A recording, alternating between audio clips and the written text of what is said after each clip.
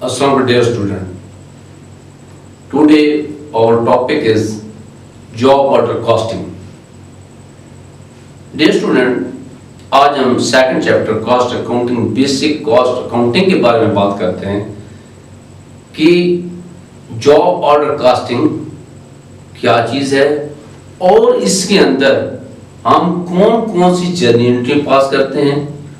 और इसके अंदर हम कौन कौन सी चीजों को प्रोसीजर में ले आते हैं। डियर स्टूडेंट,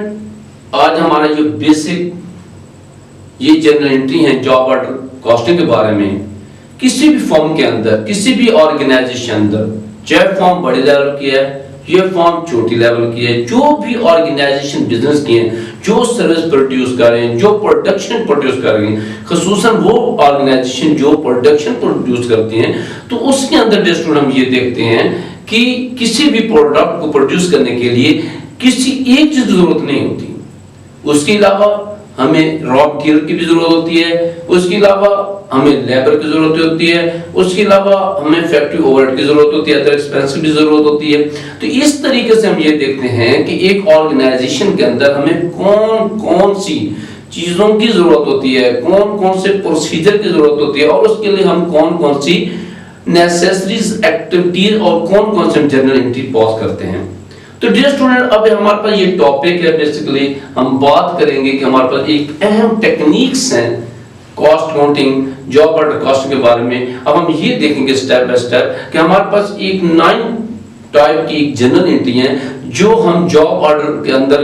जो जॉब ऑर्डर कॉस्ट के अंदर हम उसे इंटर करते हैं, उसका प्रोसीजर करते हैं डियर स्टूडेंट। तो फर्स्ट ऑफ ऑल हम ये देखते हैं कोई भी ऑर्गेनाइजेशन, कोई भी कंपनी, कोई भी प्रोडक्शन प्रोड्यूस करेगी उसके रॉ मटेरियल होना लाजमी है। तो जब कोई ऑर्गेनाइजेशन, कोई प्रोडक्शन कंपनी अपने प्रोडक्शन के लिए रॉ मटेरियल परचेज करती है तो उस वक्त हम कौन सी जर्नल एंट्री पास करते हैं डियर स्टूडेंट। इसके अंदर हम फर्स्ट ऑफ ऑल वो देखेंगे when we material purchase, entry for the purchase of material. जब हम मटेरियल परचेज करेंगे तो जब हम जॉब ऑर्डर कॉस्टिंग का जब जनरल एंट्री पास करेंगे वो होगी कि मटेरियल डेबिट और वाउचर पेबल क्रेडिट। ये हमारे पास एक जनरल एंट्री पास होती है डियर स्टूडेंट। इसके अंदर फिर ये हम देखते हैं कि बाज़ औक़ात ऐसा होता है कि जो हम मटेरियल देते हैं वो हमारे स्टेटस के मुताबिक नहीं होता, या बाज़ ऐसी पोजीशन होती है रास्ते के अंदर कुछ चीजें टूट जाती हैं,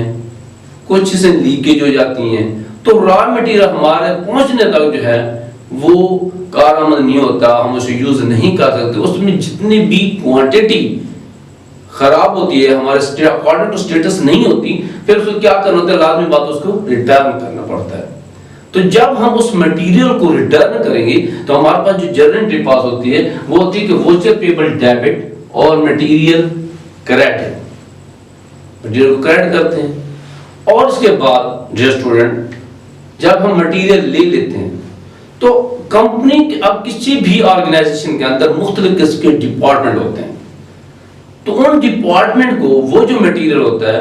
उस पे काम हो रहा होता है, उन मशीनों पे काम हो रहा होता है, वो जो भी आगे मशीनें हैं जो वर्क कर रही होती हैं उसके लिए हमें रॉ मटेरियल का इश्यू करना पड़ता है, रॉ मटेरियल इश्यू करना पड़ता है। तो जब जस्ट उसके लिए हम रॉ मटेरियल इश्यू करते हैं वर्किंग के लिए, तो हम इसमें ये देखेंगे कि when issue of material for jobs, जब हम जॉब के लिए रॉ मटेरियल इशू करते हैं, मटेरियल इशू करते हैं, तो हमारे पास जो जनरल एंट्री पास होती है स्टूडेंट वो ये होती है कि work in process material debit और material credit. Work in process material debit और मटेरियल क्रेडिट करते हैं डियर स्टूडेंट। इसके अंदर हम फिर ये देखते हैं आगे जो हमारे पास एंट्री है कि जब हम वर्क में रॉ मटेरियल यूज कर रहे होते हैं तो फिर ऐसी पोजीशन होती है कि हमें मटेरियल वापस करना पड़ता है। मटेरियल उस क्वालिटी के मुताबिक नहीं होता, मटेरियल में कुछ मेजरमेंट में प्रॉब्लम होती है, मटेरियल उस स्टेटस के मुताबिक नहीं होता, मटेरियल में कुछ ऐसी या एंड में बच जाता है या कुछ न कुछ ऐसी पॉइंट होते हैं कि ऐसे बेस बन जाती है कि हम उसको हमें वापस करना लाजमी होता है स्टूडेंट। जब हम मटेरियल को वापस करते हैं वर्किंग पोजीशन के अंदर जहां वर्क हो रहा होता है, प्रोसेस हो रहा होता है, तो उसके अंदर जब हम मटेरियल वापस करेंगे तो हमारे पास जो जनरल एंट्री पास होती है material debit work in process material को हम क्रेडिट करेंगे।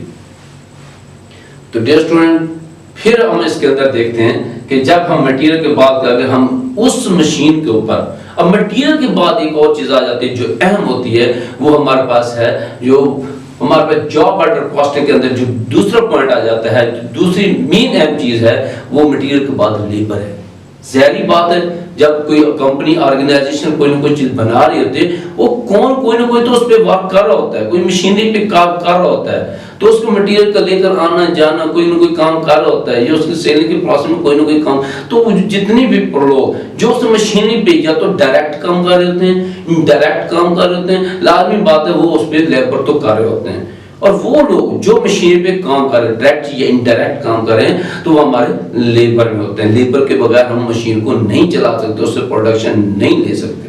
तो डियर स्टूडेंट, तो उसके अंदर हम फिर ये देखते हैं कि जब when the labour cost is issue on the job, जब हम लेबर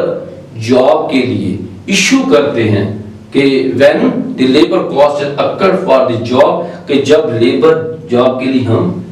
इशू करते हैं, तो उसमें हम जितने इंटीजर पास करते हैं कि work in process labour debit और पेरोल क्रेडिट। डियर स्टूडेंट, अब उस पे लेबर के लिए हम जनरल एंट्री पास करेंगे work in process labour debit payroll credit. Dear student, उसके बाद हमारे पास आ जाता है कि फैक्ट्री ओवरहेड, ऐसे अखराजात जो हमारे मटेरियल में नहीं आते, ऐसे अखराजात जो हमारे लेबर में नहीं आते, तो वो फिर खर्चे हम कहाँ जाते हैं, वो हम फैक्ट्री ओवरहेड को चार्ज करते हैं। जितने भी बाकी अखराजात हैं जो मटेरियल से लिंक नहीं करते, जो लेबर से मटेरियल लिंक नहीं करते, लेबर के नहीं है, वो फैक्ट्री ओवरहेड को हम, बाकी तमाम अखराजात को फैक्ट्री ओवरहेड को हम चार्ज करते हैं। डियर स्टूडेंट, तो इसमें हम फिर ये देखेंगे when the factory overhead applied to job, जब हम जॉब के लिए फैक्ट्री ओवरहेड को अप्लाई करते हैं, हमारे पास जो एंट्री पास होती है वो ये होती है कि work in process factory overhead debit और अप्लाइड फैक्ट्री ओवरहेड को क्रेडिट करेंगे, अप्लाइड फैक्ट्री ओवरहेड को क्रेडिट कर देते हैं। तो डियर स्टूडेंट, इसके बाद फिर ये होता है कि जैसे मशीनरी पे काम होता है, लाजमी बात है एक स्पेसिफिक पीरियड के टाइम के बाद, एक खास पीरियड टाइम के बाद, और एक जो हमारे पास लिमिट दी जाती है उसके अंदर उस काम को कंप्लीट होना होता है, वो काम कंप्लीट हो जाता है कि खास क्वांटिटी उस मशीन से लेनी होती है, खास जो जितनी भी नंबर ऑफ एटम लेने होते हैं, और उसकी जितनी भी लिमिट होती है, जो टारगेट अचीव करते हैं, उसके बाद वो काम कंप्लीट हो जाता है। जब वो काम कंप्लीट हो जाता है तो एक जॉब होता है, जो जॉब हम उस मशीनरी के थ्रू, लेबर के थ्रू, मटेरियल के थ्रू जब उसको कंप्लीट करते हैं, तो फिर हम क्या एंट्री पास करेंगे, when the job is complete. तो उस वक्त जब एंट्री जॉब ऑर्डर कॉस्ट में जो एंट्री पास करेंगे डियर स्टूडेंट, वो होगा कि job complete job debit, complete job debit, work in process material credit, work in process labour credit, और work in process factory overhead credit करेंगे। तो फिर हम ये जनरल एंट्री पास करते हैं। और उसके बाद ये स्टूडेंट हम ये देखते हैं कि जब सारा काम कंप्लीट हो जाता है, हम प्रोडक्शन जब ले लेते हैं, प्रोडक्शन काम कंप्लीट हो जाता है, तो फिर हम ये देखते हैं कि जॉब जब मुकम्मल हो गई है, तो उस वक्त हम ये देखते हैं इसकी टोटल कॉस्ट कितनी है। ज़ाहिर बात है मटेरियल कॉस्ट है, फिर उसके आगे लेबर कॉस्ट है, फिर उसके आगे फैक्ट्री ओवरहेड कॉस्ट है। तो फिर हम क्या काम करते हैं, जब जॉब कंप्लीट हो जाता है तो उसके बाद हम एक general entry cost, total cost की जब जनरल एंट्री डालते हैं, तो वो ये होते हैं कि cost of goods sold debit और complete job credit. Cost of goods sold debit करेंगे और उसके साथ कंप्लीट जॉब को हम क्रेडिट कर देंगे। डियर स्टूडेंट, इसके बाद जब हम जॉब हमारा कंप्लीट हो जाता है, हमारे पास प्रोडक्शन आ जाती है, जो हम एटम तैयार कर रहे थे हमारे पास, और कंपनी के अंदर, ऑर्गेनाइजेशन के अंदर, प्रोडक्शन कंपनी जो भी, उसका हमारे पास एटम आ जाता है, जो भी प्रोडक्शन हमें रिलेटेड होती है। तो जब हमारे पास आते हैं, फिर हम क्या करते हैं, आगे जो मरहला होता है वो आता है सेलिंग का, कि उस प्रोडक्ट को हमने फाइनल कंज्यूमर तक कैसे पहुंचाना है। फाइनल कंज्यूमर तक पहुंचाने के लिए लाजमी बात है हमारा वो एडमिनिस्ट्रेशन से ताल्लुक है, हमारा मार्केटिंग डिपार्टमेंट से ताल्लुक है, हमारा वो कैश से ताल्लुक है, हमारा वो जो है वो हम क्या काम करते हैं, मार्केटिंग का जो प्रोसीजर होता है, मार्केटिंग ऑफिस का होता है, मार्केटिंग ऑफिस जो उससे रिलेटेड होता है। तो फिर हम क्या काम करते हैं, तो उसके अंदर हमारे पास दो पोजीशन के स्टूडेंट आती हैं। एक होता है कि कैश, जब हम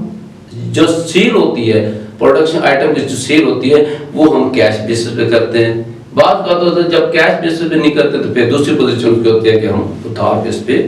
अपने आइटम को सेल करते हैं। डियर स्टूडेंट, इसके अंदर हम अंदर देखेंगे कि जब हम अपने आइटम या प्रोडक्ट की सेल कैश बेसिस पे करते हैं तो उसमें हम ये देखेंगे कि कैश डेबिट और सेल अकाउंट क्रेडिट हो जाएगा, सेल क्रेडिट हो जाएगी। फिर इसके साथ डियर स्टूडेंट बात का ऐसा होता है कि हम उधार पे कर देते हैं। जब उधार पे हम सेल करेंगे, लाजमी बात है उधार पे सेल करते हैं तो हमारे पास अकाउंट रिसीवेबल डेबिट और सेल अकाउंट क्रेडिट हो जाता है। डियर स्टूडेंट, ये हमारी बेसिक जॉब ऑर्डर कॉस्टिंग की जर्नल एंट्रियां हैं जो हमने आपको कंप्लीट की, आपको इसका बड़ी तफसीलों के जरिए समझाया है। फिर हम इसके बाद आप एक न्यूमेरिकल के जरिए, एक प्रॉब्लम के जरिए इसको हम अप्लाई, इन तमाम जर्नल एंट्री को अप्लाई करेंगे ताकि आपका मुकम्मल कंसेप्ट क्लियर हो जाए। डियर स्टूडेंट, आप कास्ट अकाउंटिंग में हमारा ब्राइट एजुकेशन चैनल है और उस चैनल को सब्सक्राइब भी किया करें, कमेंट्स भी दिया करें और जो भी उसमें कोई चीज़ आपको समझ नहीं आती लाजमी कमेंट्स में हमारे साथ शेयर किया करें।